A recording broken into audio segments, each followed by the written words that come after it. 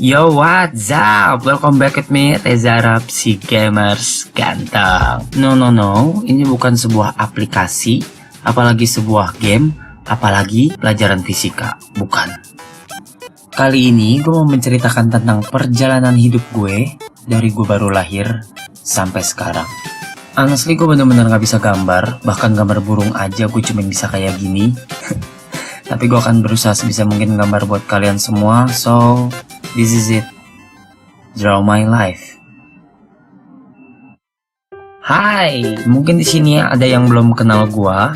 Perkenalkan, nama gua Reza Octavian. Gua lahir di Indonesia, tepatnya di Jakarta, tepatnya tanggal 15 Oktober 1990. Gua lahir di sebuah rumah sakit bersalin di daerah Selipi namanya Harapan Kita. Pas umur kandungan nyokap gua baru 7 bulan, gua tuh udah lahir ke dunia. Abisnya gue bosan di dalam, ada TV, ada PS. Dikarenakan gue lahir 7 bulan atau masih prematur, gue jadi gak sempurna lahirnya. Tapi muka gue tetap ganteng.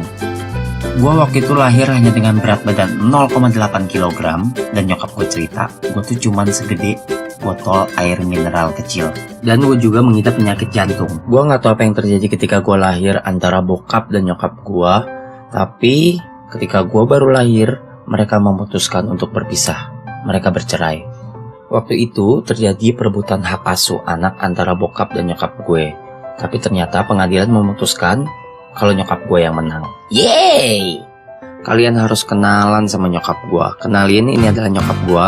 Dia adalah seorang pekerja keras. Dia adalah seorang guru dan selatin kayak Caca, Salsa, gitu-gitu. Lucu kan? Dia selalu bawa gua ketika dia pergi kerja, ketika dia ngajar. Dia akan bawa gua, dia akan taruh gua di atas sofa dan dikasih selimut sampai dia selesai kerja. Gua tuh dulu anaknya culun banget, bener-bener nerd, yang anak rumahan banget, yang setiap hari tuh kerjanya cuma belajar, dan belajar. Dikarenakan gua mempunyai penyakit jantung, gua tuh lemah banget, lari sedikit muntah, ketawa sedikit muntah. Pokoknya gue tuh lemah banget deh. Itu kenapa alasannya gue suka banget main game. Gue setiap pulang sekolah gue pasti pulang ke rumah buat main game. Dan nyokap gue tuh selalu beliin gue konsol-konsol game kayak PS, Sega, Nintendo, apapun dia akan selalu beliin buat gue. Nyokap gue tuh bener-bener gak pernah ngelarang gue buat main game. Mau gue lagi banyak PR atau bahkan lagi ujian, dia akan tetap ngizinin gue. Karena dia tahu ketika gue udah bosen, gue akan belajar. Dia pinter banget. Walau gue culun dan lemah, tapi gue pinter. IQ gue 140 dan gue tuh selalu ranking 3 besar. Waktu gue berulang tahun yang ke-9, nyokap gue ngerayain ulang tahun gue di sebuah restoran yang gue suka banget, tapi gue gak bisa sebut namanya, KFC. Dan itu menjadi saat-saat terakhir gue merayakan ulang tahun gue. Waktu itu malam hari sekitar jam 2, gue tiba-tiba sakit. Gue demam. Nyokap gue tuh berpikir kalau gue tuh cuma sakit biasa aja. Ya cuma demam biasa, cuma flu. Gak ada yang harus dikhawatirkan sama sekali. Tapi makin lama ternyata gue makin parah. Badan gue dingin kayak es batu, terus bergetar hebat. Nyokap gue panik dan langsung gue dilarikan ke rumah sakit Husada. Gue langsung dimasukin ke UGD karena kondisi gue yang sangat amat parah. Di dalam UGD dokter langsung masangin selang ke semua bagian tubuh gue yang berlobang. Semuanya. Hidung, mulut. Saat itu dokter memvonis kalau jantung gue kumat lagi dan gue harus dirawat inap. Keesokan harinya badan gue kembali berkontraksi dan badan gue kembali bergetar sangat hebat. Dokter langsung cek keadaan gue dan ternyata gue mendapatkan komplikasi dari 4 penyakit di waktu bersamaan, yaitu jantung gue kumat, lambung gue robek atau bocor, tekanan darah rendah, dan yang terakhir, demam berdarah.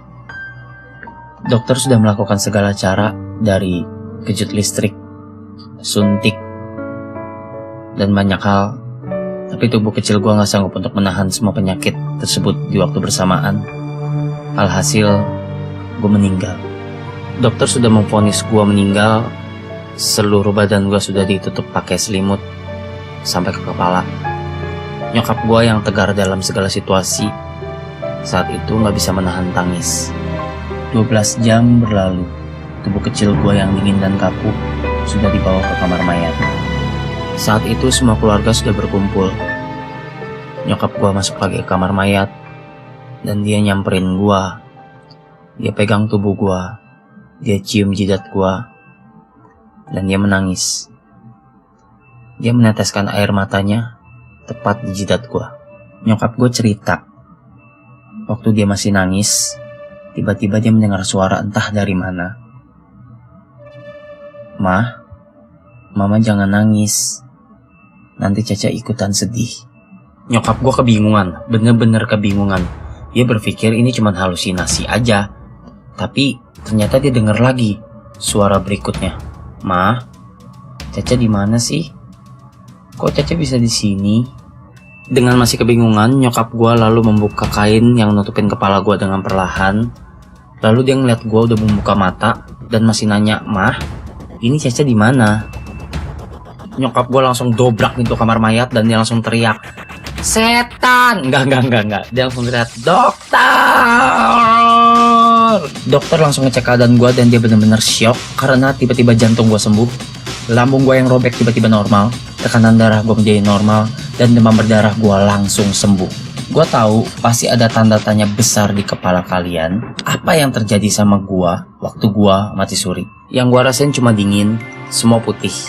Sampai gue berada di satu tempat yang gue nggak tahu di mana. Siang, langitnya cerah, matahari bersembunyi di balik awan. Gue berada di sebuah padang rumput yang luas sekali. Oh iya, ada sebuah pohon di tengah-tengah padang rumput itu. Cuman ada gue dan nyokap gue di sana. Sampai tiba-tiba yang gue lihat jadi hitam dan gelap. Lalu hidup gue berjalan seperti orang normal lainnya, tapi dengan karakter gue yang jauh berbeda dari sebelum gue mati suri. Gue udah gak culun lagi, fear nothing, playboy. Lalu waktu gue lulus SMA, nyokap gue memutuskan untuk pindah keluar kota. Tapi gue gak mau, dan akhirnya gue di Jakarta sendirian. Untuk bertahan hidup di Jakarta, yang which is gue sendirian, gue ngelakuin apa aja.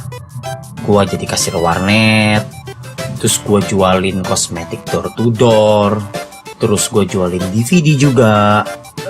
Gue juga ngojek loh waktu itu. Aduh, malu. Lalu di warnet, karena gue berteman sama banyak orang, gue akhirnya kenal sama satu orang. Kita sering main Dota bareng, namanya Edo. Dia adalah seorang MC yang sudah berpengalaman. Lalu waktu itu dia ngajakin gue untuk belajar nge-MC. Gue seneng banget. And then gue kenal sama teman-temannya Edo yang lain. Ada si Cina pelit, yaitu Zekri. Ada si tolol behelan namanya Insu. Tapi dia udah punya anak loh kemarin loh. Terus ada satu lagi, ini dia, the DJ Afik. Lalu Edo ngajakin gua, Zekri, Insu, dan Fik untuk bikin-bikin video yang akan nanti diupload ke YouTube. Wih. Lalu di perjalanan hidup dan karir gue ketemu sama salah satu cewek cantik. Namanya Ucok Baba. Enggak. Namanya Kaira. Walaupun badannya yang kecil, imut, lucu gitu, tapi dia tuh orangnya pinter, mau kerja keras, dan dia adalah seorang fashion designer. I love you and jangan putus ya. Soalnya udah gue masukin ke video.